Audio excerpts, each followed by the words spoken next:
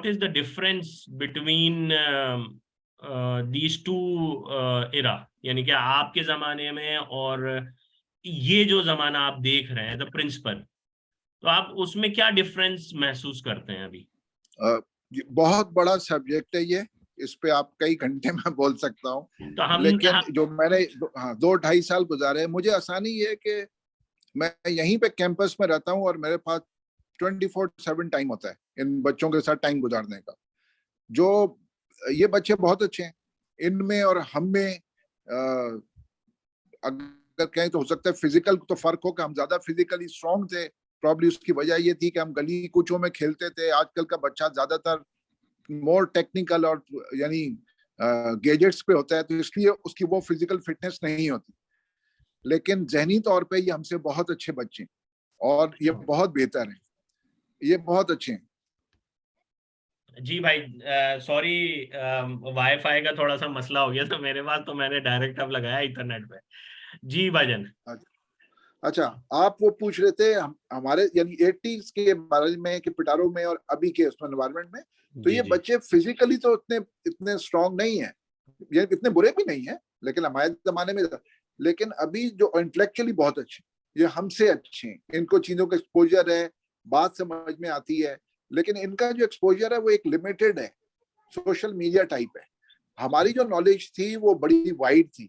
अगर मैं आपसे बात करता था, किसी जेम्स बॉन्ड के बारे में बात करूंगा या किसी और चीज के बारे में बात करूंगा, तो हमारी नॉलेज उस दौरान काफी बेहतर थी।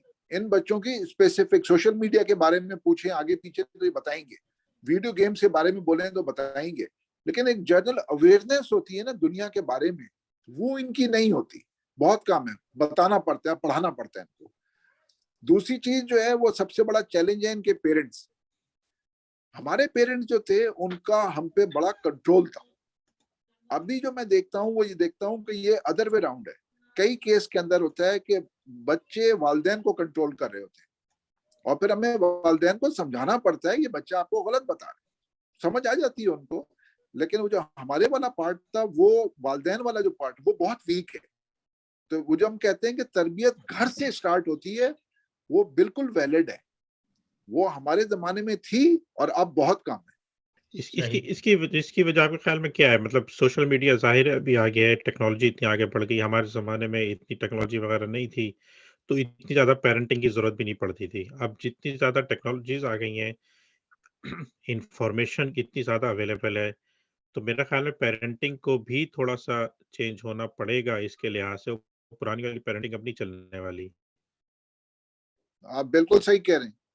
आप मैं इस चीज से मैं पिटारो जब आया था यहाँ पे एज प्रिंसिपल, तो बहुत सी पाबंदियां थी इन कैडेट्स पे कि आप ये चीज सोशल मीडिया इस्तेमाल नहीं कर सकते, ये चीज नहीं कर सकते, वो चीज नहीं कर सकते। मैंने बताया फैकल्टी को कि इनको इस्तेमाल करने दें। उसकी वजह ये है कि इन बच्चों ने इसी चीजों के साथ बाहर जिंदगी गुजारनी है। ये हमारा काम है कि इनको अच्छे और बुरे की तमीज सिखाएं कि ये चीज सही है, ये गलत है।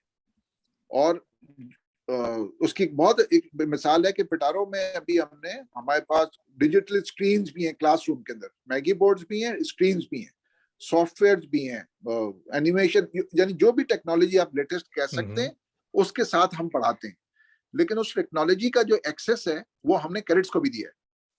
क्लास में 11th और 12th क्लास की 100% क्लासरूम जो है वो डिजिटाइज। तो जब लगा रहे थे तो फैकल्टी का पॉइंट ऑफ व्यू ये था कि जब ब्रेक होगी या जब टीचर क्लास में ना हो तो टीचर पासवर्ड डाल के स्क्रीन को ब्लॉक कर दे। मेरा पॉइंट ऑफ व्यू था कि ऐसा नहीं करें, ये सारे स्क्रीन मॉनिटर होती हैं, हम करेंगे, सॉफ्टवेयर है हम करते हैं, कैमरास के तो है ही है, एक्चुअल जो स्क्रीन है वो भी सॉफ्टवेयर के थ्रू कंप्यूटर्स पे मॉनिटर करते हैं कि क्या हो रहा है क्लास के अंदर। ये नहीं कि हम स्पाइंग कर रहे होते हैं जस्ट टू सी के व्हाट इज एक्टिविटी क्या हो रही। तो उसमें मैंने इनको कहा कि आप बच्चों को बताएं, इनको पढ़ाएं और इनको इस्तेमाल करें। ये यकीनन शुरू के अंदर ये गलत काम भी करेंगे, लेकिन पर हमारा काम है इनको पकड़ना, और इसी तरह हुआ। लेकिन ये चीज जो हमारा जो फेज था, मैं कल से 2 हफ्ते रहा होगा, 3 हफ्ते, जिसमें बच्चे कभी डांस देखना शुरू कर देते थे क्लास में, कभी ड्रामा लगा लेते थे जब भी टीम आइन लेता था। लेकिन over a period of time अब वो चीज तकरीबन खत्म हो गई है। मैक्सिमम ये होता है कोई बच्चे जो होते हैं पीएसएल का मैच लॉन्ग ब्रेक में देख रहे होंगे, या कोई इस टाइप की, वरना वो स्क्रीन को as an educational tool use करते हैं। दैट्स गुड, जबरदस्त। और ये भी मेरा ख्याल हमारे ऊपर ही है कि हम उनसे ऐसे काम करवाएं, ऐसे टास्क उसको उनको दें कि वो उन टूल्स को यूज करें, सोशल मीडिया के टूल्स को यूज करें, डिजिटल टूल्स को यूज करें। मैं देखता हूँ यहाँ पे आपको बाकायदा हम कहते हैं ना हमेशा कि यहाँ पे बच्चे जो है ना वो ऑनलाइन गेमिंग्स खेलने के लिए बाहर नहीं निकलते। अब तो दुनिया में ऑनलाइन गेमिंग्स के जो है ना वो मुकाबले होना शुरू हो गए, चैंपियनशिप।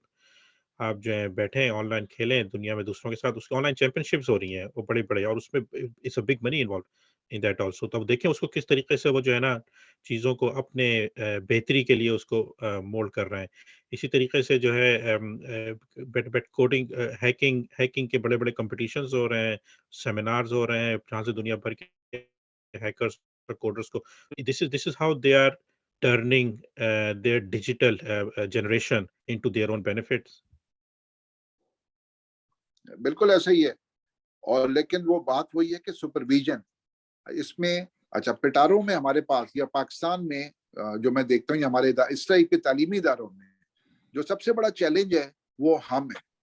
हम से मुराद जो फैकल्टी का हिस्सा है, उनके इतने एफर्ट नहीं है इन चीजों को सीखने के लिए। क्योंकि अगर आपने बच्चे को कंट्रोल करना है या उसको मेंटरिंग करनी है या सिखाना है तो आपको खुद भी वो चीज आनी चाहिए जिसकी, और जब तक आपको वो नहीं आएगी तो आप उस बच्चे को नहीं कर सकते।